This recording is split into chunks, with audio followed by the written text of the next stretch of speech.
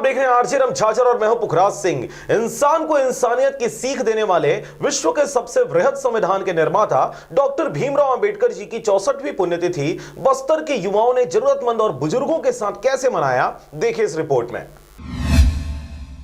गरीब, बेसहारों व असहायों के मसीहा डॉक्टर भीमराव अंबेडकर जी की 64वीं पुण्यतिथि को देश के हर उस वर्ग ने मनाया जिसने उनके द्वारा दिए गए अधिकारों व इंसान को इंसानियत बनाए रखने की सीख को समझा।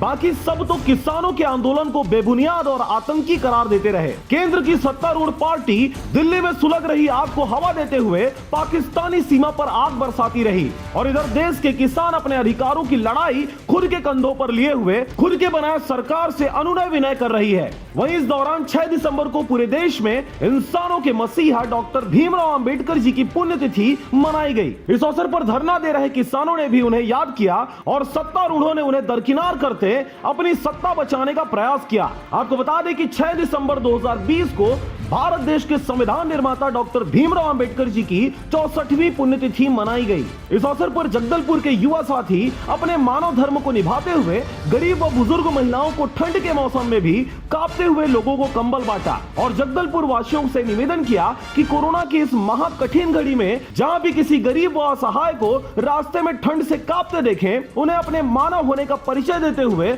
लोगों का सहयोग करें, क्योंकि माँ बाप किसी का भी हो, उनका प्यार और आशीर्वाद सदैव हमारे साथ होता है। कैसा लगा आपको कम्बल मिला? बढ़िया लगा भैया, खुशी करेंगे, दुआ करेंगे भैया आपके लिए। आपका नाम बताओ सतीश भैया। बहुत अच्छे कमल दिए उनके लिए, तो हम यही करते रहेंगे और सब खुशी रहेंगे।